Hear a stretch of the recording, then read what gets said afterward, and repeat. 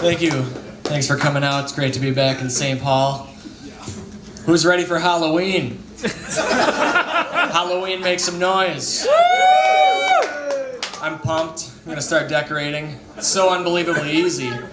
To decorate for Halloween, pretty much all you have to do is just stop cleaning.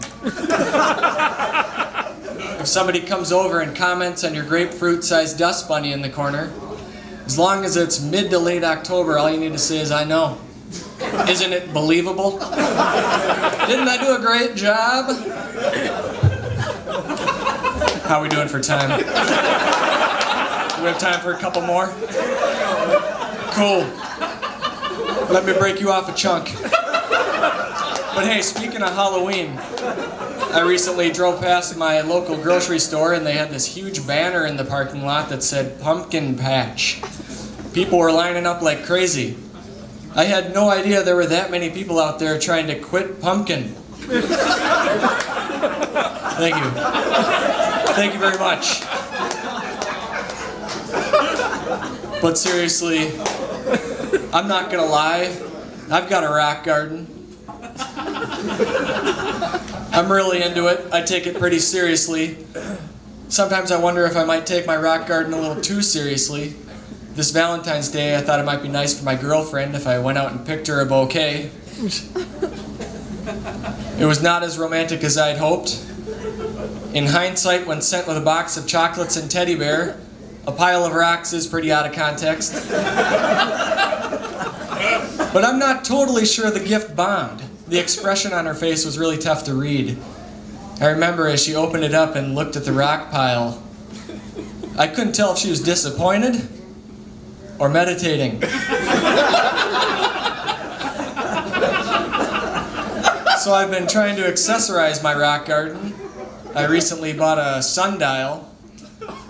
But there's something screwed up with my sundial. Ever since that last solar eclipse, it's just been blinking 12. Oh man, it's getting hot up here.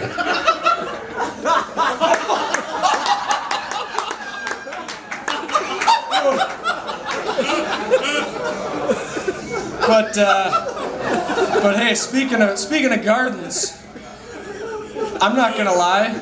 I think about the Garden of Eden a lot, and I think about Adam naming all the animals. That must have stunk to have been the first animal in line. Have your species get stuck with the name Adam Jr.?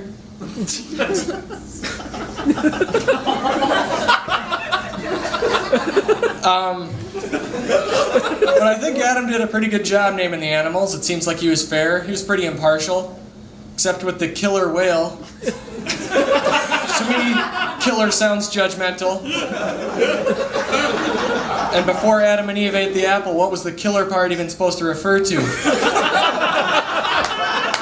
Work ethic?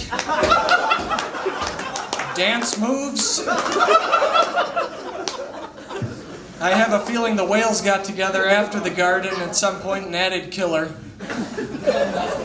I can see how it might be tough to build street cred with your fellow predators when you've always been known as the good listener whale.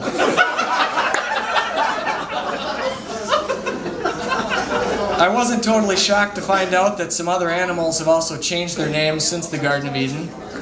Most recently, the electric eel. Records show they added electric about 100 years ago.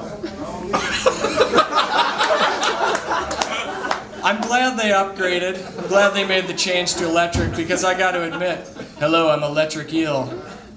That does have a nicer ring than, hello, I'm take these two sticks and rub them together till you get a flame eel. But hey, you've been a terrific audience, but before I get out of here tonight, I will leave you with this little nugget. I was driving in my car and a weird smell came in through the vents. And I panicked, because I think I'm like most people, when an unidentifiable odor comes in, I assume the car is making that smell. And I start thinking, oh no, what does that smell mean? What just broke? What am I going to need to fix? Which is normal. But even when it's a smell that I recognize, like the smell of food, I'll still kind of wonder if it's coming from under the hood. I mean, it can clearly be the smell of fried chicken. And my first thought is still, oh no. I hope those aren't the transmission nuggets. Thank you. Good night.